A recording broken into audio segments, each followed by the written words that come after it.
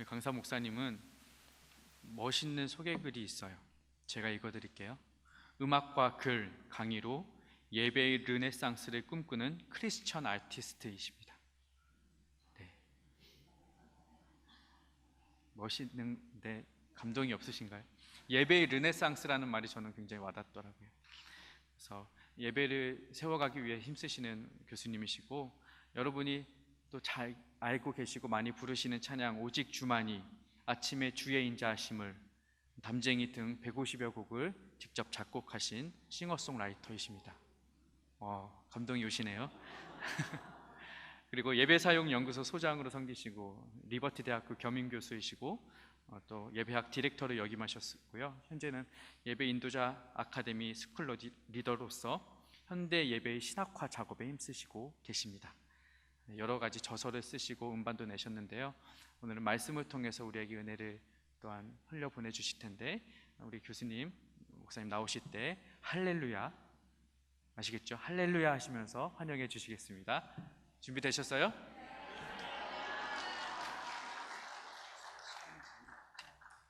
할렐루야. 네, 반갑습니다. 오후 예배 시간이죠. 그래서 사실 오늘 나눌 말씀은 굉장히 강의와 같은, 세미나 같은 그런 어떤 내용들이라서 좀 걱정이 됩니다. 그러나 이 다 말씀에 있는 내용을 가지고 여러분들하고 은혜를 나누기 때문에 오늘 제가 기도를 많이 했습니다. 성령님께서 이 몇 가지 오늘 제가 중점적으로 나눌 이 말씀을 통해서 정말 꿈과 사랑의 교회 안에 예배가 회복되고 또 다음 세대 신앙 전수에 불이 붙을 수 있도록 하나님 이 시간을 사용해 주시옵소서. 그 마음을 갖고 이 자리에 섰습니다. 예배는 하나님을 만나는 그런 놀라운 시간입니다. 그래서 오늘 여러분 이곳에 함께 앉아 있는 지금 이 시간도 크리스찬 아티스트 이유정이 아니라 정말 살아계신 하나님을 제 말씀을 통해서 만나시는 그런 여러분이 다 되시기를 주님의 이름으로 축원합니다. 잠깐 기도하겠습니다. 하나님, 이 시간 주의 성령님께서 우리 가운데 함께하여 주시옵소서. 하나님, 영과 진리로 예배하는 자를 찾는다고 하셨는데 정말 우리의 연약함, 우리의 무지함으로 주님께서 우리에게 주시고자 하는, 깨닫고자 또 깨닫게 하시고자 하는 아버지 그 말씀을 깨닫지 못하는 영혼 한 명도 없도록 주의 성령께서 이 시간 우리 모두에게 역사해 주시옵시고 감동하여 주시옵소서. 감사드립니다. 예수님 이름으로 기도했습니다. 한국 교회가 위기라고 하는 이 인식, 이것은 벌써 꽤 오래됐습니다. 특히 다음 세대가 지금 썰물처럼 빠져나가고 있는 이 상황들은 지금 모든 교회가 공통적으로 경험하고 있는 현실입니다. 지금 이미 다 알고 계시겠지만 중고대학부 복음화율이 3%대라고 하죠. 선교 대상지나 다름이 없는 그런 지금 상황입니다. 30명 중에 1명이 예수님을 믿는 지금 그런 그 정도의 위기 가운데 이제 처해 있는 것이 한국 교회가 되어버렸습니다. 제가 미국에 있을 때 미국에서 공부하고 또 지금까지도 저는 미국에서 집은 미국에 있습니다. 한국을 1년에 4번 왔다 갔다 하면서 예배사 연구소 한국의 예배를 깨우고 또 교회를 섬기는 그 일을 감당하기 위해서 1년에 4번을 왔다 갔다 하고 있습니다. 그런데 제가 섬겼던 그리고 제가 또 공부했던 그 학교가 남침내 교단입니다. 저는 그 합동 측에서 어렸을 때도 다녔고 신학교 MDB도 합동 측에서 총신해서 했지만 미국에서는 남침내 교단에서 이제 공부를 했고 또 교단도 이동원 목사님께서 워싱턴 지구촌 교회 섬기실 때 버지니아에 개척하셨던 한빛 지구촌 교회라고 있습니다. 그 교회에서 10년 동안 또 예배 디렉터로 그렇게 사역을 했었습니다. 그래서 이 남침내 교단이 어느 정도의 규모인지 정말 또 그 남침내 교단에 있는 선교센터가 있습니다. IMB라고 하는 선교부가 있는데 전 세계에 엄청나게 많은 이 선교 사역들을 감당하고 있는데, 그 선교단에서 지금 2년 전에 이제 한국이 선교 대상지다라고 다시 재지정을 선교 대상국으로 재지정하고 지금 선교사를 파송한 상황입니다. 이 땅에 복음이 들어온 지 135년 만에 선교 대국에서 선교 대상국으로 지금 되어버렸죠. 저는 이 다음 세대가 지금 위기이기도 하지만 저는 기회로 봐야 된다고 생각합니다. 미래학자 최윤식 박사님은 30년 후 한국교회 성도수가 300~400만으로 감소할 것이다 라고 예측을 했는데요, 이러한 한국교회를 살릴 마지막 보루가 다음 세대에 있다라는 이야기를 했습니다. 이제 이 다음 세대 신앙 전수는 한국교회 존폐가 달린 그런 이제 화두가 된 것이죠. 작년 봄에 서울에서 목회하는 제 친구 목사님이 한번 저를 이렇게 부르셨습니다. 그리고 예배설 연구소에서 예배 살리기 운동에 깃발을 꽂으면 자기가 다음 세대 사역, 다음 세대 예배 살리는 그 일에는 자기가 전적으로 헌신하겠다.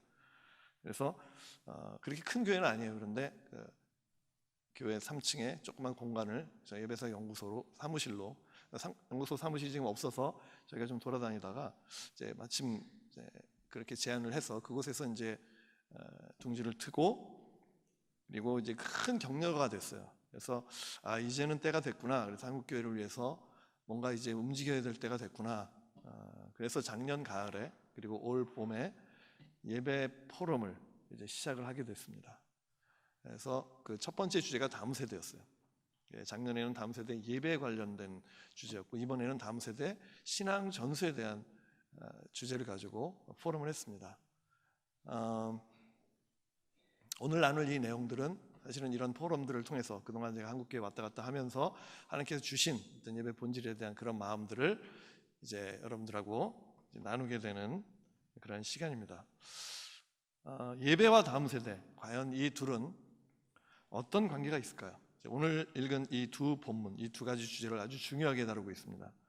먼저 출애굽기 25장 22절 그리고 요한복음 4장 23절, 이 구절을 먼저 좀 살펴보려고 해요. 우리 파워포인트를 좀 보여주시고요. 도표가 있습니다. 출애굽기 25장 22절은 저는 개인적으로 이 예배 헌장이라고 부릅니다. 예배 헌장. 이 출애굽기 25장 22절 이 말씀이 얼마나 중요한지 사실은 예배학자들이든지 많은 분들이 사실 이 말씀의 가치를 별로 이렇게 중요하게 보지 못하고 있는 것 같아요. 제가 보기에는 이 구약 성경에서 예배 관련해서 가장 중요한 그런 성경 구절입니다. 그리고 이 본문과 쌍두마차격으로 신약에서 중요한 말씀이 하나 있어요. 요한복음 4장 23절 말씀이에요. 오늘 본문은 아니지만 이 두 가지가 너무나 중요하기 때문에 먼저 잠깐 다루려고 해요. 예수님께서 유일하게 예배에 대해서 가르쳐 주신 말씀이기 때문에 이 말씀 우리가 소홀히 할 수가 없습니다. 이 두 구절은 수천 년의 차이를 두고 구속사적으로 굉장히 밀접한 관계를 갖고 연결되어 있습니다. 이 도표를 보시면 이제 이해하기 쉬울 것인데요, 출애굽기 25장 22절은 도표를 보여주세요. 뒤에 도표가 있습니다. 제가 여기서 이게 포인터가 안 돼가지고 지금 저 위에서 저 대신 작동을 하시느라고 지금 고생을 많이 하고 계십니다. 힘내시고요. 제일 스트레스 받는 위치, 예배 가운데 가장 힘든 그러한 자리가 이 파워포인트 엔지니어들입니다. 여러분 많이 격려해 주시고, 조금 못하더라도 이렇게 막 짜증내시고 뭐 이렇게 꾸짖지 마세요. 가장 예배드리기 힘든 장소에서 항상 예배를 드리는 묵묵하게 좀 헌신하는 귀한 분들입니다. 출애굽기 25장 22절은 하나님께서 예배를 제정하신 의도를 모세에게 가르쳐 주시는 내용입니다. 근데 요한복음 4장 23절은 예수님께서 하나님이 찾으시는 예배에 대해서 사마리아 여인에게 가르쳐 주시는 말씀이에요. 출애굽기 25장은 지성소에서 공예배의 의미와 구조를 다루고 있고요, 요한복음 4장은 성도의 마음에 영과 진리로 드리는 예배를 다루고 있습니다. 출애굽기 25장은 천상예배의 본질을 다루고 요한복음 4장은 그 본질을 어떻게 실현하는지 이것을 다룹니다. 결국 이 천상 예배의 모형인 출애굽기 25장 22절이 요한복음 4장 23절에서 완성되는 것이죠. 오늘 두 번째 본문인 신명기 6장 이 말씀도 함께 비교해 보자 합니다. 그 다음을 보여주시면, 제가 말씀을 드리면요 그냥 이렇게 넘겨주시면 됩니다. 네, 잘하고 계십니다 지금. 자, 여기 보면은 출애굽기 25장 22절은 하나님께서 예배를 제정하신 의도를 얘기하고 있기 때문에 신명기 6장은 이 하나님을 경외하는, 예배하는 신앙의 전수를 명령하고 계세요. 출애굽기는 예배를 제정하신 하나님과 예배의 주체자인 제사장이 지성소에서 만나는 의식이라고 한다면, 신명기는 예배의 주체자인 부모가 삶의 현장, 특히 가정에서 자녀와 함께 하나님을 만나는 그것을 다루고 있어요. 출애굽기 25장이 천상 예배 모형으로 예배 본질을 다룬다면, 신명기 6장은 그 본질의 내용을 구체적으로 실천하는 하나의 방법론을 다루고 있습니다. 이 도표만 여러분이 잘 이해만 하셔야 돼요. 오늘 설교는 사실 끝났어요. 이 결론이에요. 사실은 이 세 구절은요 다 예배를 이야기하고 있습니다. 많은 분들이 이 신명기 6장은 이 기독교 교육의 헌장같이 그냥 그 정도로만 생각하는 경향이 있는데, 사실은 이 신명기 6장은 굉장히 예배에 대해서 강조하고 있는 그런 말씀 중에 한 구절입니다. 이 세 가지 구절이 또 하나 중요한 이유가 있습니다. 그것은 예배에 대한 하나님의 의도가 여기에 다 나타나고 있어요. 여러분, 우리가 사람들하고 의사소통할 때 가장 중요한 것은 그 상대방이 말하는 의도를 간파하는 거예요. 그 의도를 잘 모르면 엉뚱한 대답을 하게 되거든요. 성경을 읽을 때도 우리는 똑같습니다. 하나님께서 이 성경 말씀의 저자이십니다. 하나님이 성령의 감동으로 수많은 저자들을 이제 통해서 이렇게 말씀을 하셨지만, 사실 하나님의 성령의 감동으로 인해서 하나님의 의도가 이 말씀에 드러난 거죠. 그래서 우리는 이 성경을 읽을 때 하나님의 의도를 찾아야 돼요. 성경이 어려운 이유는 이 말씀을 주신 하나님의 의도를 모르기 때문에 이 성경이 뚫리지가 않는 거예요.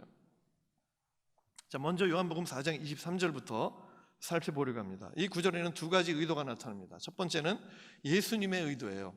자, 한번 같이 읽겠습니다. 아버지께 참되게 예배하는 자들은 영과 진리로 예배할 때가 오나니 곧 이때라. 아버지께서는 자기에게 이렇게 예배하는 자를 찾으시느니라. 자, 여기 보면은 아버지께 참되게 예배하는 자라는 이 단어를 먼저 살펴보려고 해요. 참되게, 이 참되게는 알레디누스, 헬라어로 알레디누스인데 true genuine입니다. 이 단어는요, 주로 하나님이나 예수님을 지칭할 때 많이 사용하는 단어예요. 그러니까 이거는요, 인간 차원의 참된 게 아니고 하나님 차원의 참됨이에요. 진짜 진정성 있는 그러한 예배를 하나님이 찾으신다는 거예요. 여러분, 우리가 이 알레디누스 예배를 드릴 수 있겠습니까? 우리는 죽었다 깨어나도요, 저 알레디누스 예배 우리의 지식으로, 우리의 어떤 경험으로, 우리의 능력으로 절대 드릴 수 없습니다. 그래서 예수님께서 어떤 예배를 찾으신다고 했냐면 영과 진리로 드리는 예배를 찾으신다고 한 거예요.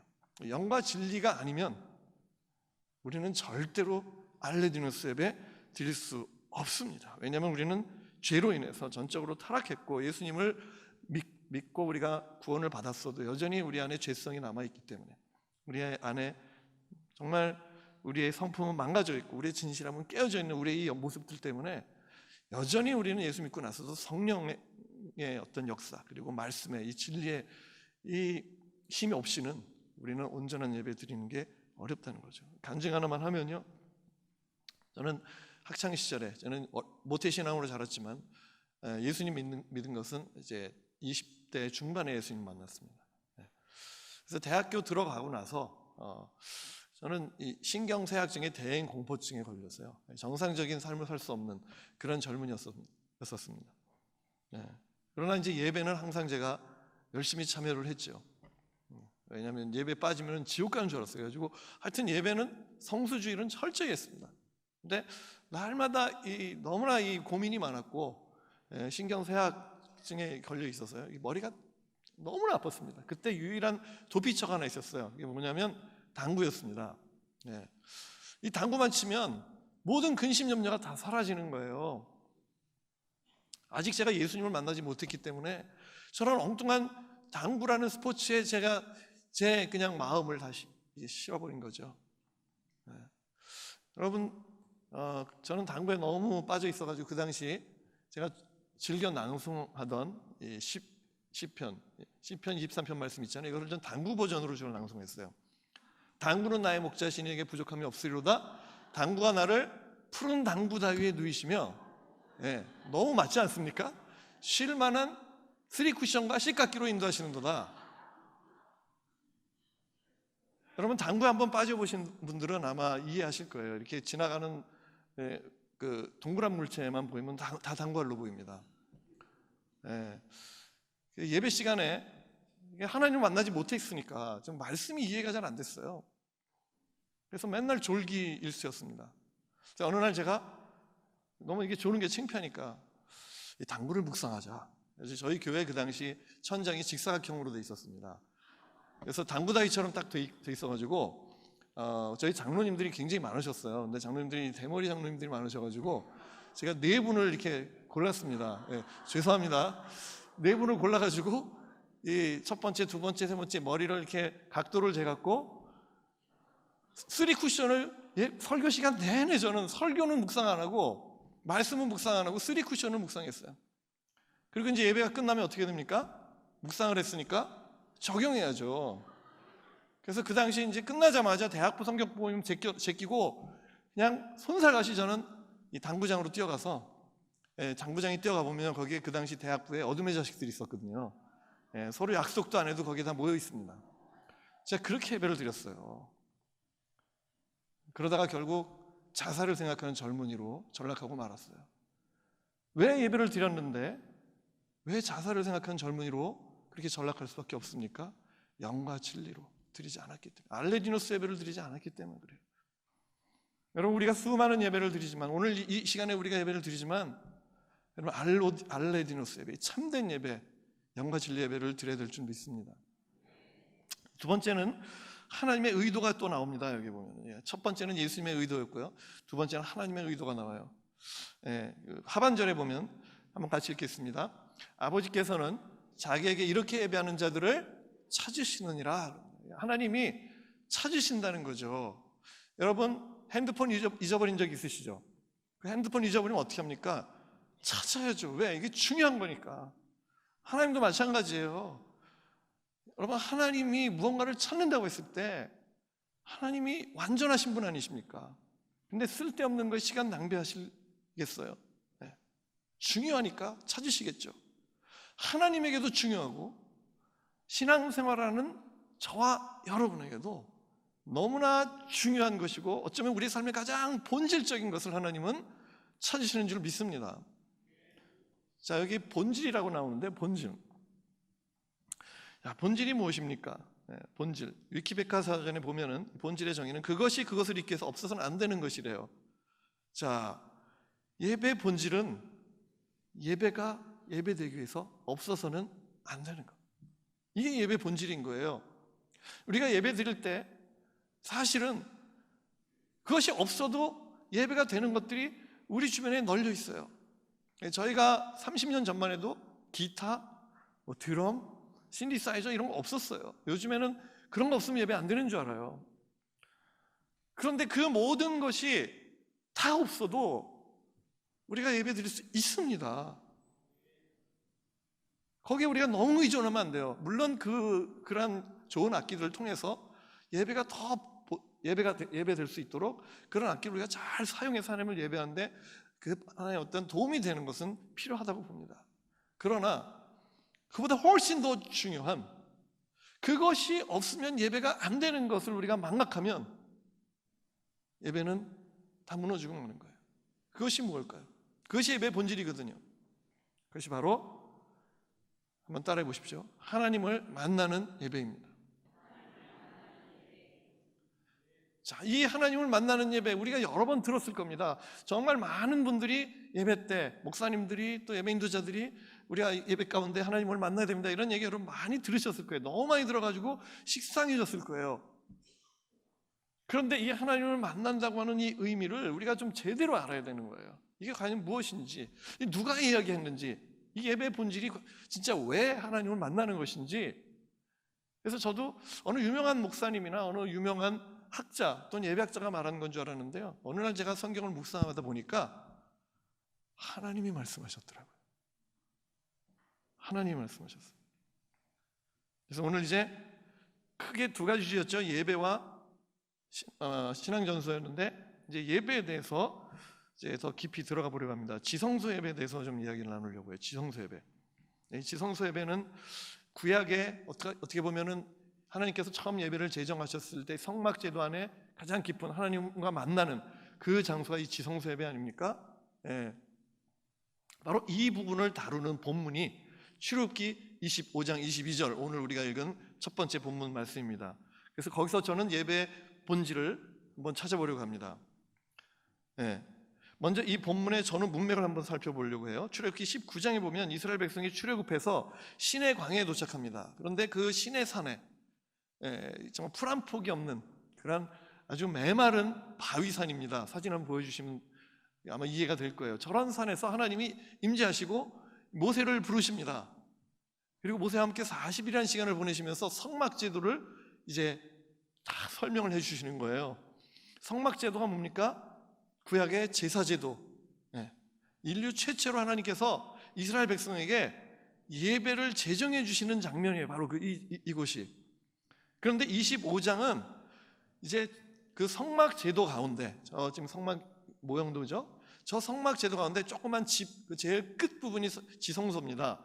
그 지성소를 어떻게 만들어야 되는지 제일 첫 번째로 하나님이 모세에게 전수를 합니다. 근데 거기 보면은 바로 이 25장에 하나님의 의도가 두 가지가 나와요. 예배를 제정해 주신, 우리 인류에게 예배를 제정해 주신 두 가지 의도가 나오는데, 첫 번째는 내가 그들 중에 거할 성소를 그들이 나를 위하여 짓되, 뭡니까? 하나님이 우리와 함께 거하시겠다. 이것이 하나님이 예배 제도를 우리에게 주신 하나님의 첫 번째 의도예요.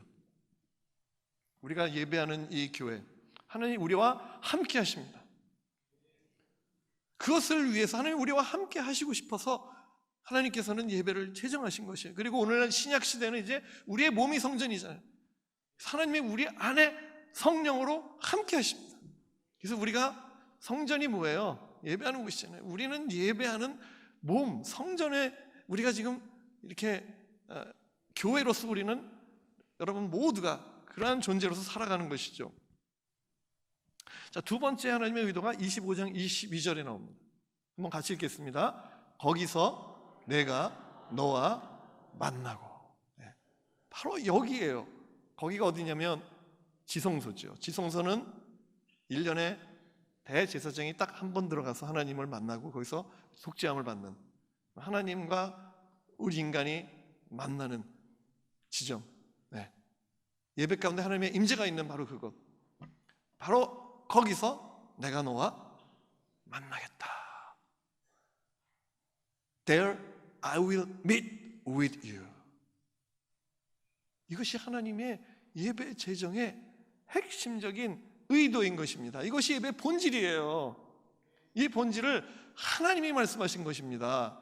그래서 우리가 이렇게 주일마다 또는 무슨 금요일, 하여튼 뭐 수요일이든 우리가 예배로 모이는 이 모든 예배 모임의 목적은 하나님을 만나는 거예요. 어떤 유명한 강사를 만나는 게 아니고, 어떤 멋있는 찬양팀을 만나는 것이 아니고, 그들을 통해서 살아계신 하나님을 만나는 것이 우리의 예배의 본질인 줄 믿습니다. 자, 이 지성소에 대해서 조금만 더 우리가 생각해 보려고 합니다. 하나님과의 만남에 굉장히 중요한 의미가 이 지성소에 담겨 있어요. 하나님의 집, 하나님이 이 땅에 우리와 함께 거하시겠다고 하는 이 성소와 지성소, 2칸짜리 집이죠. 2칸짜리 집이에요. 성소는 12평짜리예요. 지성소는 6평짜리입니다. 아주 작은 집이에요. 우주의 왕이신 하나님께서 거하시는 집으로 보기에는 이 2칸짜리는 너무나 어울리지 않아요. 여러분, 조선시대의 상류층 양반집으로 가장 크게 지을 수 있는 집 99칸이라고 알려져 있는데요, 실제로 한국 최고의 부잣집은 강릉의 선교장이라는 곳인데요, 총 102칸이나 된다고 합니다. 하인들이 살던 집까지 모두 합치면 300칸이나 된 큰 집이에요. 현존 살림집 한옥 중에 가장 큰 집입니다. 이 정도는 돼야지 하나님의 격에 맞지 않습니까? 2칸이 뭡니까? 하나님 집이 2칸이. 그런데 또 하나님께서 그 2칸 중에서도 거하시겠다고 하는 하나님의 임재의 그 방, 지성소는 6평밖에 안 돼요. 아주 작고 초라한 방이에요. 그 지성소의 내부의 내용물도요, 우주 만물의 하나님을 대표하고 상징할 만한 어떤 물건도 없어요. 언약궤 하나 달랑 있습니다. 언약궤 한번 보여주세요. 언약궤. 이 언약궤 외에는 순금으로 만든 속죄소가 덮여져 있죠. 우리 죄를 용서해 주시는 곳이라는 뜻의 속죄소, 그리고 하나님의 은혜의 보좌라고 하는 시은좌가 있습니다. 저 법궤 안에는 3가지 물건이 있어요. 여러분 아마 잘 아실 것입니다. 아론의 쌍난 지팡이, 만나 항아리, 십계명 2 돌판이, 이 3가지 들어있어요. 이 3가지의 의미는요, 우리가 하나님을 만나는 길을 다 상징해요. 기적, 죄, 은혜, 이런 것들을 상징합니다. 진리이신 예수 그리스도를 상징합니다. 이 모든 것은 우리가 예수 그리스도를 통해서 하나님을 만날 수 있는 길을, 여러분 3천 몇백 년 전부터 이미 하나님은 예수 그리스도를 다 상징해 놓으신 거예요. 이 지성소뿐만 아니라 성막 전체가 여러분 그리스도를 상징한다고 하는 걸 여러분 아십니까? 이 성막 연구가인 디한 박사님은 성막보다 더 완전하고 풍부하게 구속의 계획을 가르치는 건 없다. 성막의 모든 부분이 예수의 인격과 특성과 사역을 나타내고 있다. 놀랍지 않습니까? 수천 년 전에 하나님이 인류를 위해서 예배를 제정하실 때 그 얼마 되지 않는 그 성막이라고 하는 그 예배 제도의 모든 문양, 색깔, 재질, 사이즈, 그 모든 것에 예수 그리스도를 상징하는 것들을 다 심어 놓으신 거예요. 여러분, 하나님은 자신의 막대한 부를 자랑하기 위해서 크고 멋진 집을 짓지 않으셨습니다. 자신의 위대함을 뽐내시려고 화려한 금은보화로 실내 장식하지 않으셨어요. 자신의 유익을 위해서는 그 어떤 시도조차 하지 않으셨습니다. 그 대신에 하나님께서 디자인하신 유일한 실내 장식은 의로우신 하나님께서 죄인인 우리를 만나기 위해서 필요한 몇 가지 초라한 물건밖에 없었던 것입니다.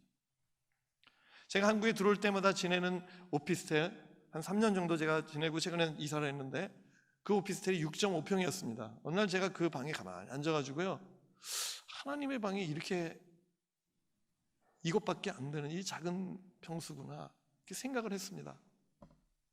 왜 이렇게 작은 평수로 만드셨을까? 그해 여름에 저희 가족이 한국에 들어와가지고요, 제 딸까지 들어왔었는데, 딸은 이제 뉴욕에서 뮤지컬을 해요. 그래가지고 미리 가고, 이제 제 아들하고 이제 아내하고 셋이서 이제 그 좁은 공간에서 원래 한 2주 정도 지내려고 했는데요, 1주 지났는데 도무지 못 지내겠더라고요. 너무 좁아서. 여러분, 6.5평이라는 공간은요, 한 2명 정도 지내기에는 적합한 공간인 것 같아요. 그냥 지낼만 해요. 그럼 왜 제가 이런 말씀을 드립니까? 하나님께서 거하시는 그 방이 6평 정도의 사이즈라고 하는 것은요, 하나님의 관심은요, 그 공간에서 한 영혼을 만나시기 원하신 겁니다. 하나님은 한 영혼에 관심이 있으신 거예요. 우리의 예배가 수천 명이 모여도요, 하나님은 그 가운데 한 명과 1대1로 만나시기를 원하시는 겁니다. 어떻게 해요? 성령으로, 진리로 하나님은 우리와 만나십니다. 지금도 하나님은 여러분 각 사람과 만나시기를 원하시는 것입니다. 하나님은 저와 여러분을 만나시기 위해서, 죄로 인해서 깨져가지고 도저히 우리가 죄 있는 존재로는 그 의로우신 하나님을 만날 수 없기 때문에 하나님께서 친히 우리와 만날 수 있는 길을 열어주신 것이 바로 이 제사 제도고 바로 이 예배 제도인 것입니다. 피 흘림의 제사로 인해서 우리는 죄가 사해지고 하나님을 만날 수 있는 것이죠. 그래서 하나님은 수천 년을 준비하셨고 친히 이 땅에 오셔서 40일을 투자하셔서 제사 제도를 우리에게 주셨고 3,500년 후를 준비하셨고 예수님이 십자가의 죽음을 예시하셨고 결국 때가 되었을 때 독생자 아들을 십자가에 못 박혀 죽게 하셔서 영원한 대제사장으로 삼으셔서 이제는 그분을 믿는 누구나 하나님을 일대일로 만날 수 있는 그 길을 열어주신 것이죠. 하나님은 예배에 목숨을 거셨습니다. 근데 오늘날 우리가 드리는 예배는 어떻습니까? 우리는 이 예배 때 하나님과의 만남을 얼마나 중요하게 여기고 있습니까? 얼마나 여기에 목숨 것입니까? 예배의 본질대로 우리가 예배를 드리고 있습니까? 요즘 예배 트렌드를 보면요, 하나님을 만나는 것보다요 어떤 관객의 입장에서 예배를 드리는 모습들이 굉장히 많이 보입니다. 한 예를 제가 들을게요. 나는 가수다라는 이 프로그램 보신 적 있으시죠? 여기 보면은 이제 아주 뛰어난 가수들을 7명이 이제 노래를 합니다. 그런데 최고의 세션, 최고의 연주자들이 최고의 가수들과 함께 노래합니다. 얼마나 잘합니까? 근데 이 500명의 청중평가단이 그렇게 잘하는 7명 중에도 또 자기의 가장 감동을 준 가수 한 명을 뽑는 거예요. 마지막에 버튼을 누르는 거예요. 오늘날 우리가 예배 드릴 때 이렇게 청중평가단처럼 예배를 드리지 않나 싶은 생각이 좀 많이 듭니다. 목사님의 설교를 다 판단하고요, 찬양팀의 찬양을 다 이 점수를 매겨요. 내 마음에 맞는 찬양 리스트인지 거기에 맞지 않으면 되게 불편해하고 힘들어하고.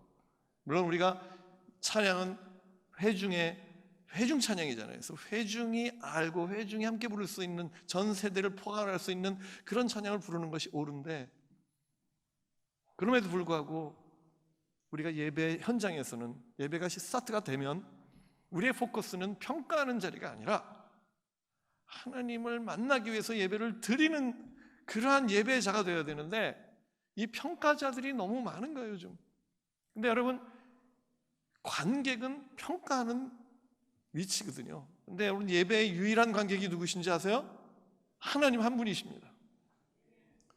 그래서 우리는 예배를 평가하는 위치가 아니에요.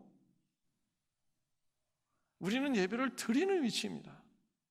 예배를 평가하는 내 모습이 만약에 느껴지시면요, 예배 드리다가 내가 하나님의 위치를 강탈하고 있구나, 여러분 생각하셔야 돼요. 그리고 회개하시고요, 평가하지 마시고요, 점수 매기지 마시고요, 판단하지 마시고요, 하나님 만나는 예배에 집중하셔야 돼요. 좀 믿습니다.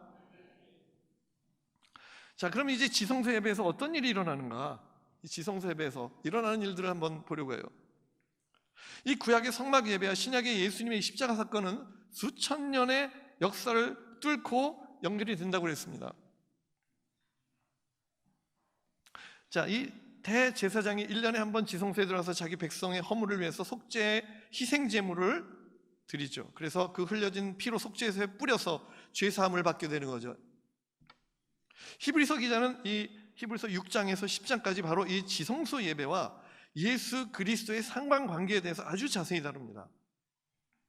오늘 시간이 많지 않기 때문에 그냥 짧게 넘어가도록 하겠습니다. 이 히브리서 10장에 보면 이 희생 제물의 역할을 예수님께서 친히 감당하셨다고 기술하고 있습니다. 히브리서 10장 12절 같이 한번 읽겠습니다. 그리스도께서는 죄를 사하시려고 단 한 번에 영원히 유효한 제사를 드린 뒤에 하나님 오른편에 앉으셨습니다. 예수님께서는 구약의 이 불완전한 속죄 제물인 짐승의 피가 아닌 자신의 몸을 영원한 속죄 제물로 드리신 것입니다. 그래서 이 히브리서 기자는 10장 19절 20절에 이렇게 얘기합니다. 그러므로 형제 자매 여러분, 거기 안 나왔죠? 나왔나요? 같이 읽겠습니다. 그러므로 형제 자매 여러분, 우리는 예수의 피를 힘입어서 담대히 지성소에 들어가게 되었습니다. 여기까지만 읽을게요. 시간이 없어서. 열어주셨습니다. 그런데 그 휘장은 곧 그의 육체입니다. 네, 감사합니다. 예, 그분을 믿으면 우리는 누구나 은혜의 보좌인 지성소까지 들어갈 수 있게 된 것입니다. 새롭고 산 길이 열린 것입니다. 여기에는 인종, 나이, 성별, 신분, 계급 어떤 차이도 없는 것이에요. 누구에게나 언제든지 열려 있는 것입니다. 이것이 여러분 바로 복음인 것입니다. 그래서 히브리서 4장 16절에 보면 한번 같이 읽겠습니다. 이거는 그러므로 우리가 긍휼하심을 받고 때를 따라 돕는 은혜를 얻기 위하여 은혜의 보좌 앞에 담대히 나갈 것이니라. 때때로 우리가 죄를 짓고 또 실망하고 나 자신에게 무너지고 또 분노하고 그런 상황 가운데 우리가 그 하나님을 만나는 그 은혜의 보좌 앞에 나갈 힘을 잃고 우리가 쓰러져 있을 때가 많아요. 그러나 바로 그때가 우리는 더 담대히 은혜의 보좌 앞에 하나님 그 지성소에 우리가 나가야 될 줄 믿습니다. 왜냐하면 내 힘으로 나가는 것이 아니고 십자가의 보혈의 공로로 나가는 것이기 때문에 그 믿음을 가지고 우리는 다시 한번 일어서서 은혜의 보좌 앞에 담대히 나가야 될 줄 믿습니다. 문제는 많은 분들이 예배를 드리는데 이 은혜의 보좌 앞에 나가지 못하는 경우가 많아요. 하나님을 만나지 못하는 그런 예배를 많이 드립니다. 하나님의 영광을 경험하지 못할 때가 많습니다. A.W. 토저가 이런 얘기를 했습니다. 그리스도인이 인생에서 실패하는 이유는 예배에서 하나님의 영광을 경험하지 못했기 때문이다. 하나님의 영광이 나옵니다. 저는 예배는 하나님과의 만남이라고 했는데요, 이 하나님과의 만남에 굉장히 중요한 요소가 이 하나님의 영광이에요. 하나님을 만나면은요, 여러분, 하나님은 영광스러운 분이신 줄 믿습니다. 하나님을 만나면 그 하나님의 영광을 경험하게 돼 있어요. 그래서 우리 하나님의 영광을 이해하려면요, 이 하나님의 영광을 경험하려면 이 하나님의 영광이 무엇인지에서 좀 이해할 필요가 있습니다. 세 단계로 나눌 수가 있는데, 첫 번째는 이 본체적인 영광이라고 합니다. 하나님의 이 본체적인, 이 말은 뭐냐면요, 하나님의 영광은 피조된 인간 세상의 불완전한 상태와는 전혀 상관없이 영원히 변치 않는 하나님의 존재론적인 본질인 것이에요. 마치 땅에서는 태풍이 불고 우박이 떨어져서 난장판이 되어도 이 구름 위에는 변함없는 햇빛이 비치는 것처럼 하나님의 영광은 전혀 변함이 없으세요. 그래서 그분의 존재 자체가 지닌 그 탁월함, 모든 것을 초월한 영원 불멸한 그 존재이신 이 그분의 그 탁월함은 너무나 영화로워서 그 영광에 우리는 그 어떤 것도 더하거나 뺄 수 없는 것이에요. 그래서 학자들은 이런 하나님 자체가 지닌 이 본체적인 영광이다. 두 번째는 발산된 영광이에요. 이 하나님의 본체적인 영광이 우리에게 발산이 된다는 것이죠. 만약에 그게 본체적인 영광으로만 남고 우리에게 발산되지 않으면 우리는 그 하나님의 영광을 경험할 수가 없는 것이죠. 하나님을 만날 수가 없다는 얘기예요. 그건 굉장히 비극적인 일입니다. 그런데 하나님께서는 우리에게 하나님의 영광을 드러내십니다. 발산하십니다. 그래서 베겔이라는 신학자는 하나님의 신성이 드러나는 영광이다 그랬어요. 이 하나님의 영광이 드러나는 가장 큰 하나님의 영광이 드러나는 것은 바로 예수 그리스도를 통해서 그 하나님의 영광이 가장 완전하게 드러나셨습니다. 요한복음 1장 14절 같이 읽겠습니다. 그 말씀은 육신이 되어 우리 가운데 사셨다. 우리는 그의 영광을 아버지의 은혜와 진리가 충만하더라. 누가복음 24장 26절에 보면 예수님께서 엠마오로 가는 두 제자들에게 또 이런 말씀을 하십니다. 같이 읽겠습니다. 그리스도가 이런 고난을 받고 자기의 영광에 들어가야 할 것이 아니냐. 즉 예수님께서 십자가에 못 박히신 이 사건은 그분의 영광인 것이에요. 독생자를 죽이시더라도 우리 같은 미천한 죄인을 너무나 사랑하셔서 구원하시겠다고 하는 이 하나님의 의지, 이것은 우리 인간의 생각과는 너무나 다른 오직 하나님만의 성품인 것이에요. 그것이 하나님의 영광이라는 거예요. 그래서 예수께서 십자가를 통해서 인류 구원 사역을 완성하신 것은요, 여러분, 하나님의 속성 전체가 인류에게 드러난 것이나 다름없다는 것입니다.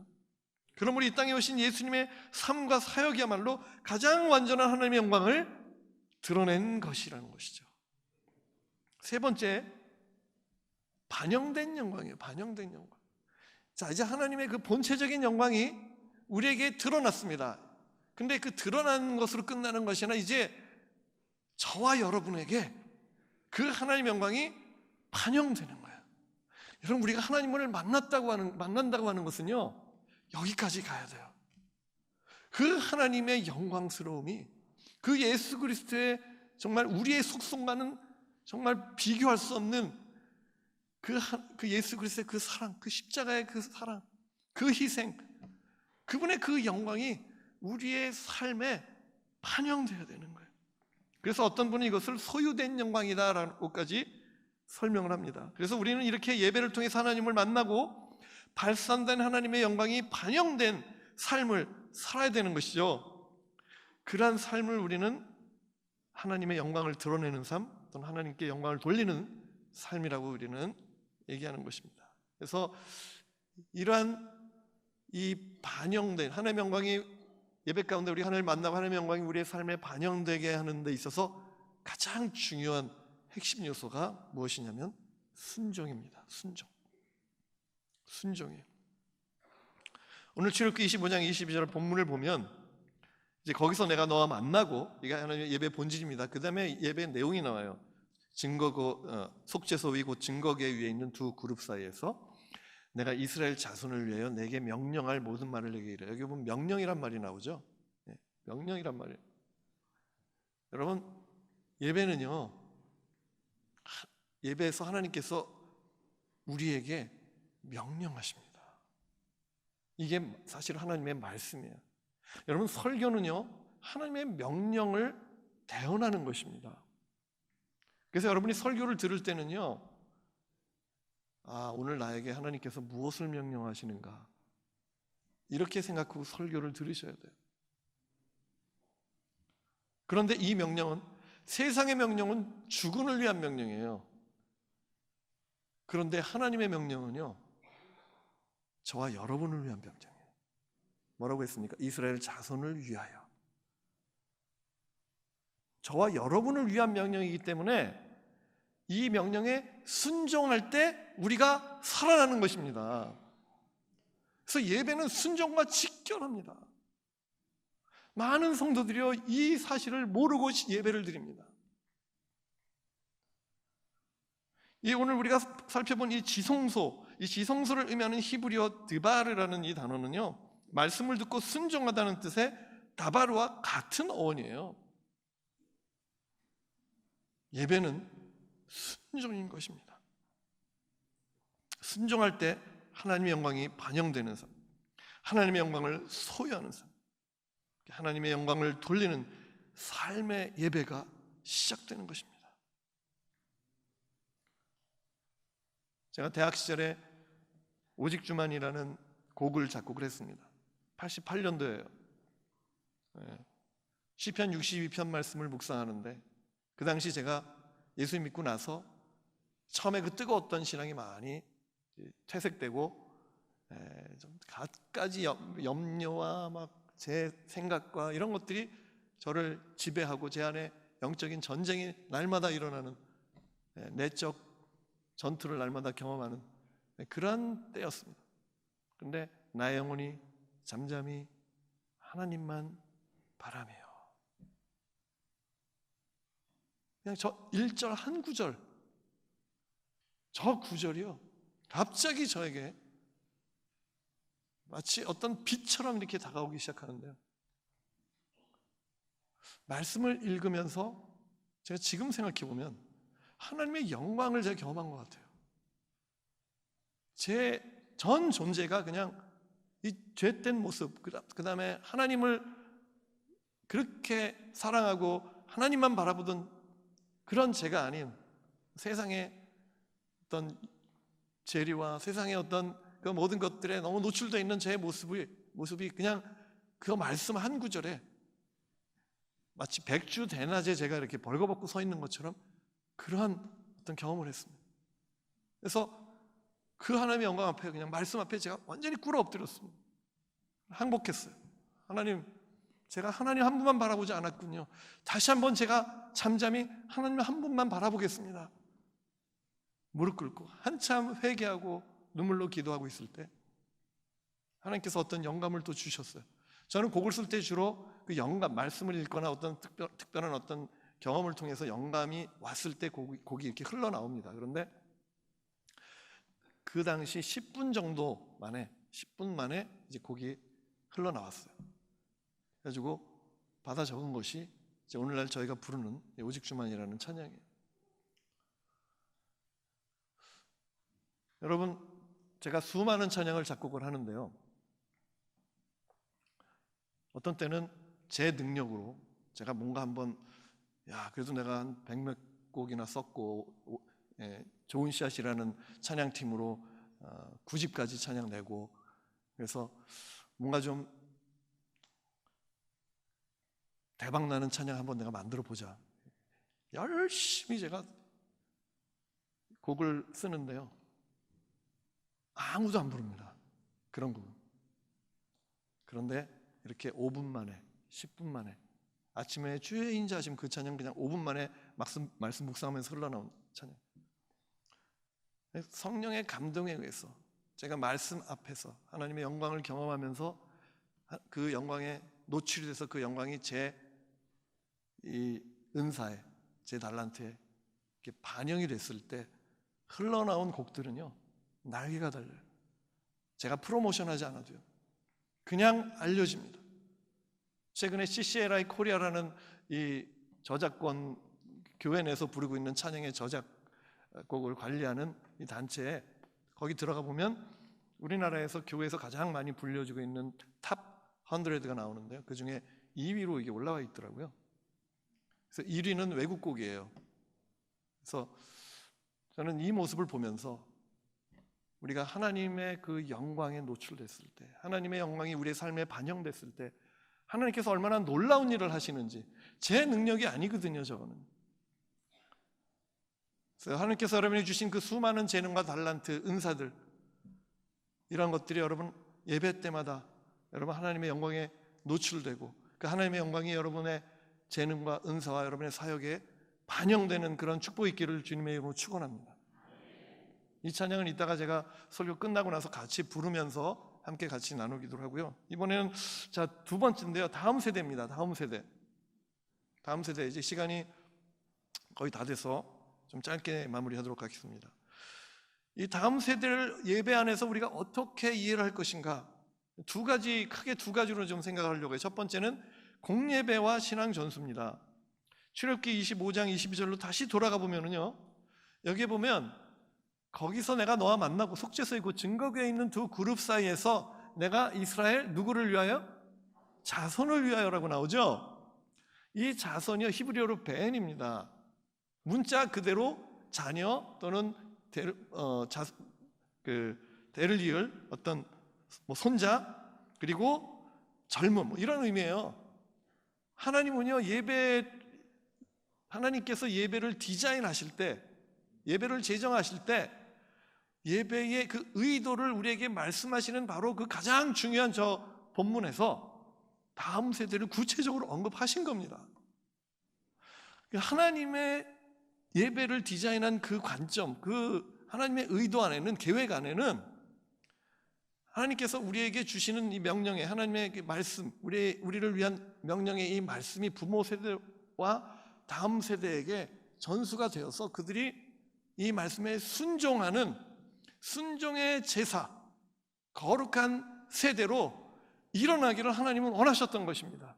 그것이 예배 안에서 일어나는 것이었어요. 여러분, 우리가 이 명령에 얼마나 순종했는지 한번 돌이켜볼 필요가 있습니다. 예배 안에서 신앙 전수를 통해서 다음 세대가 하나님께 순종을 배우는 것, 이것이 예배를 제정하신 하나님의 의도인 것이에요. 우리의 목회, 그리고 우리의 공예배 현장에서 다음 세대의 가치가 작년 세대에 비해 형편없이 뒤처져 있다면 그것은 하나님의 뜻과 위배되는 불순종인 것이에요. 그래서 이 공예배에서 다음 세대를 중요하게 여기는 것, 이것은 목회 전략이나 주일학교의 어떤 과제의 문제가 아니라 순종의 문제인 것입니다. 두 번째입니다. 가정예배와 신앙 전수예요. 요즘 이 주제에 제가 꽂혀 있습니다. 오늘날 우리가 추구하는 예배의 본질을 회복할 영역 가운데 가장 많이 회파던 것이 사실은 이 특별히 한국교회 안에서는 이 가정입니다. 성경은 신앙 전수의 주체가 부모임을 분명히 말하고 있습니다. 오늘 읽은 신명기 6장 4절에서 9절 안에 너무나 분명하게 드러나 있습니다. 하나님의 명령으로 우리에게 주어진 그 말씀입니다. 근데 저는 저 자신을 돌아보면서도요, 동일하게 저는 느끼고 있습니다. 이것은 누구를 탓할 이슈가 아니고 저 자신에게 향한 말씀이에요. 사실 우리 386 세대는요, 이 자녀에게 신앙 전수하는 그 책임을요, 부모가 책임지지 않고 다 교회 학교에 맡겨버렸어요. 교회가 알아서 해주기를 다 바랬습니다. 미국 가서 예배학 공부를 할 때, 또 제가 예배 디렉터로 10년 동안 사역을 하던 그 이민교회에서도 자녀의 신앙교육은 다 교회에 맡겨버렸어요. 얼마나 제가 그 부분에 대해서 회개했는지 모릅니다. 그 결과 여러분, 교회에서 자녀의 모든 신앙을 어떻게 다 관리합니까? 일주일에 1시간, 2시간밖에 교회 못 있는데 불가능합니다. 부모와 함께 해야 돼요. 함께. 여러분 교회도 그런 이슈를 가지고 지금 아마 열심히 이 다음 세대를 살리기 위해서 지금 불을 붙이고 있는 줄 압니다.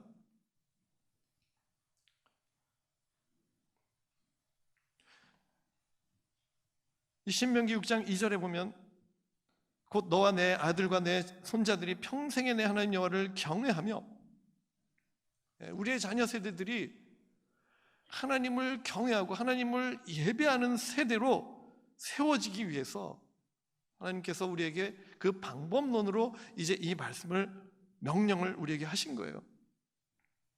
저는 이 본문에서 신앙전수의 3가지 방법론을 발견했습니다. 4절에 보면 첫 번째는 하나님을 사랑하는 것이에요. 4절 5절 같이 읽겠습니다. 이스라엘에 들어라, 우리 하나님 여호와는 오직 유일한 여호와시니 너는 마음을 다하고 뜻을 다하고 힘을 다하여 내 하나님 여호와를 사랑하라. 하나님을 사랑하는데요, 우리의 마음을 다해서, 뜻을 다해, 힘을 다해서. 마태복음 22장 37절에 보면은요, 예수님께서 이 말씀을 인용하셔서 할 때는 여기 한 가지 더 첨가하셨어요. 마음을 다해서, 목숨을 다해서, 뜻을 다해서. 예수님은 목숨까지 걸라고 말씀하셨습니다. 왜 예수님께서 그렇게 말씀하셨을까요? 예수님이 우리를 사랑하시기 위해서 먼저 목숨 거셨기 때문에 그렇습니다. 여러분, 예배와 하나님 사랑은요, 너무나 밀접한 것이에요. 신앙 정서의 목표는요, 하나님을 전심으로 사랑하는 예배인 것입니다. 여러분, 예배는 하늘보다 높고 바다보다 깊은 하나님의 사랑을, 그리고 나를 위해 목숨 거신 십자가 사랑을 이야기하고 그것을 높이고 그것을 기뻐하며 그것을 감격해 하는 것이, 그것이 바로 예배인 것입니다. 예배 자체가 사랑인 것입니다. 두 번째는 부모가 먼저 말씀 맡은 자가 되어야 되는 것이에요. 부모가 먼저. 6절에 보면 한번 같이 읽겠습니다. 오늘 내가 내게 명하는 이 말씀을 너는 마음에 새기고, 이게 부모에게 먼저 이야기하는 거예요. 부모 세대에게. 먼저 우리가 이 말씀 맡은 자로서 이 말씀을 묵상하고 말씀을 암송하고 말씀대로 살려고 몸부림치는 이것이 우리 부모 세대에게 있어야 돼요. 이것이 없이 다음 세대가 부흥한다? 있을 수 없는 일이에요. 그래서 여러분, 우리가 다음 세대를 이렇게 지금 무너져가고 있는 이 한국교회 상황에서 다음 세대를 일으키시기를 원하신다면 먼저 우리가 말씀을 말씀에 우리가 붙들린 자가 돼야 돼요. 말씀을 읽고 또 읽고 묵상하고 암송하고 내 삶에 적용하고 말씀과 씨름하는 이 운동이, 이 말씀 운동이 우리 안에 일어나야 됩니다. 세 번째입니다. 마지막이에요. 자녀에게 말씀을 강론하라. 7절 한번 같이 읽겠습니다. 내 자녀에게 부지런히 가르치며 집에 앉았을 때든지 길을 갈 때든지 누워있을 때든지 일어날 때든지 이 말씀을 강론할 것이며, 여기 보면요 마지막에 강론한다는 말씀 나오죠. 이 말씀을 강론하라. 오늘 제가 여러분에게 새로운 여러분이 아마 익숙한 단어일 텐데요, 하브루타라는 이 말이 바로 여기서 나옵니다. 하브루타. 이 구절의 가치를 오늘날 한국교회가 저는 새롭게 깨닫고 회복해야 된다고 믿습니다. 이 말씀은요 가정예배의 방법론에 대한 새로운 도전을 주는 것입니다. 네.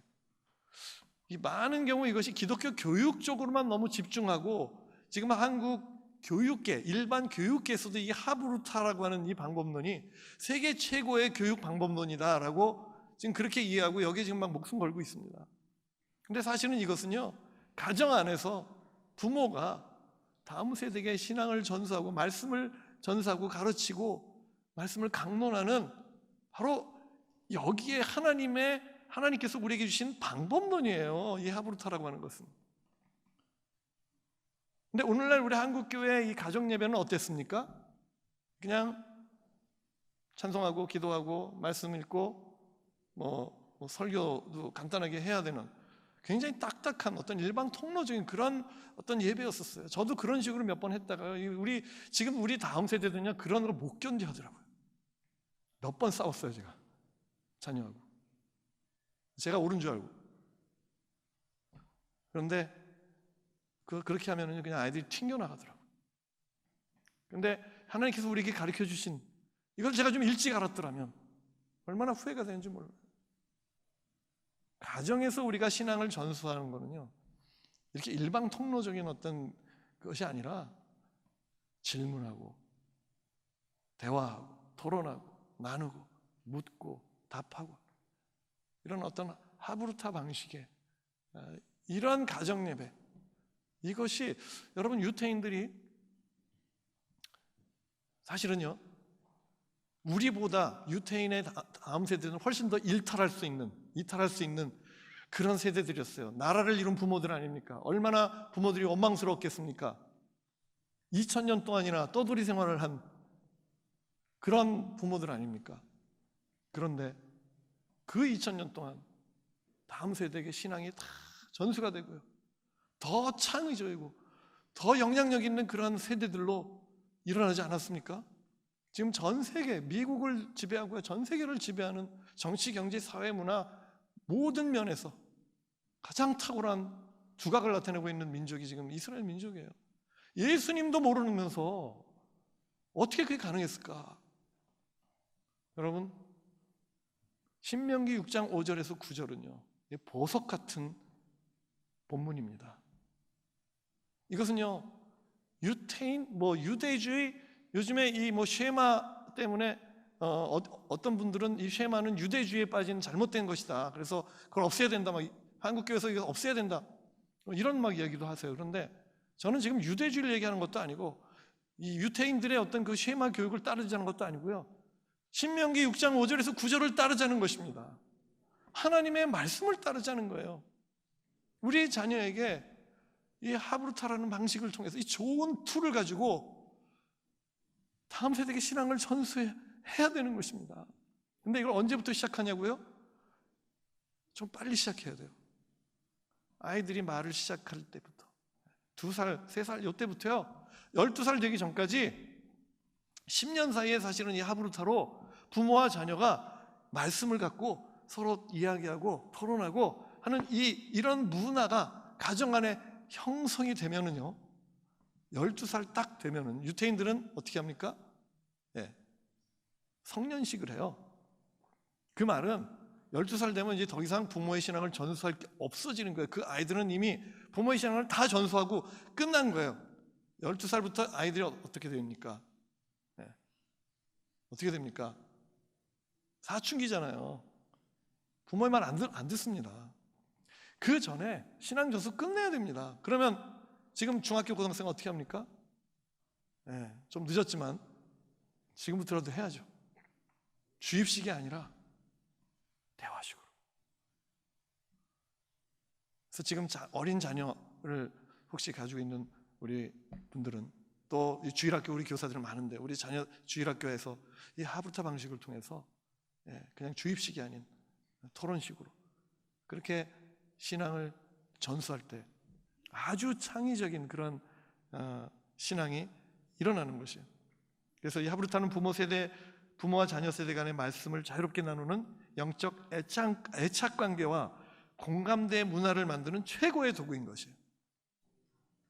이렇게 할 때 자녀와 공감대가 생기고 이것이 지속될 때 깊은 부모와 자녀 간의 이런 하나의 애착 관계, 어떤 문화가 형성이 되는 거예요. 이 문화가 한번 형성이 되면은요, 사춘기 시절을 질풍노도 같은 시절을 보내더라도 부모와 신앙적인 이야기들이 가능해지는 것입니다.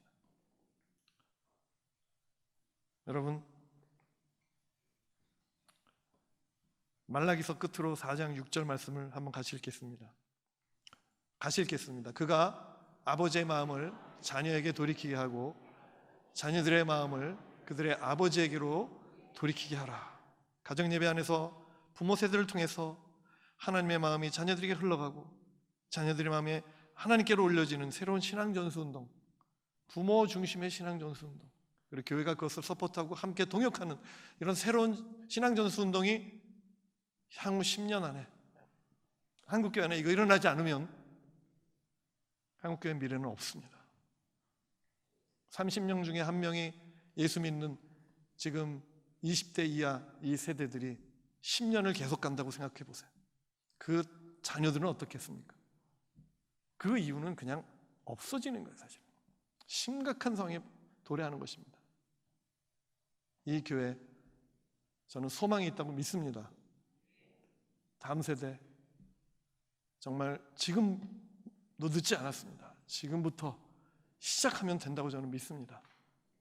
예배 가운데 목표는 하나님의 영광을 경험하고 하나님의 그 영광이 우리의 삶에 드러난 것이 반영된 그런 우리 부모 세대, 그런 우리 다음 세대가 되도록 이 시간 우리가 우리의 마음을 하나님 앞에 올려드리는 그런 마음으로 오직 주만이 찬양을 하나님 앞에 올려드리겠습니다.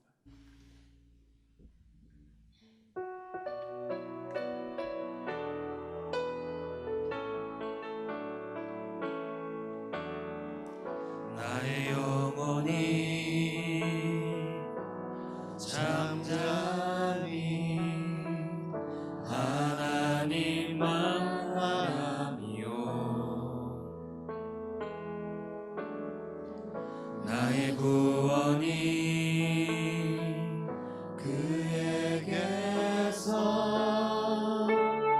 나는 도다 나의 영혼이 나의 영혼아 잠잠히 잠잠히 명령합니다.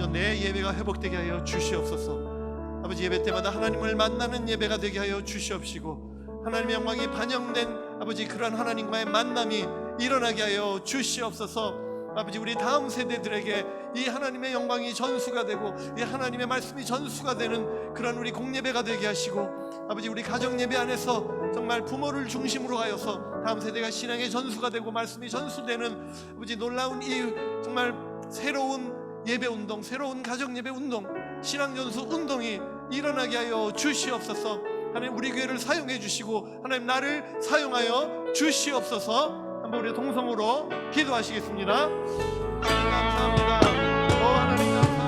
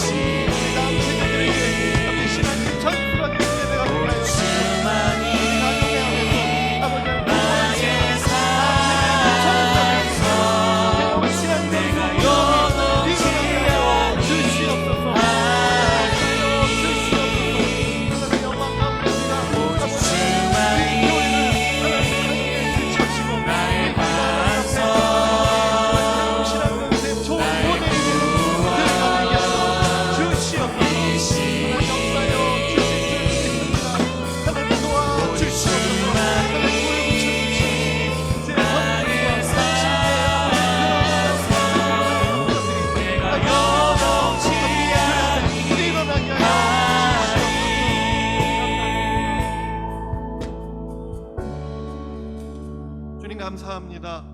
하나님, 오늘 말씀을 통해서 우리에게 주신 이 도전을 우리가 마음 깊이 새기고 하나님 예배 때마다 하나님을 만나는 예배, 하나님의 영광을 경험하는 예배, 하나님의 영광이 아버지 내 삶에 아버지 드러나고 내 삶에 아버지 이것이 소유가 되는 그러한 온전한 하나님과의 만남을 우리 경험하게 하여 주시옵소서. 다음 세대에게 신앙이 전수가 되는 예배, 아버지 하나님 정말 우리 부모를 중심으로 하여서 정말 다음 세대에게 신앙이 전수가 되는 새로운 신앙 전수 운동이 우리 교회를 통하여서 아버지 시작되게 하여 주시옵시고 나를 통하여서 시작되게 하여 주시옵소서. 감사드리며 예수님 이름으로 기도했습니다.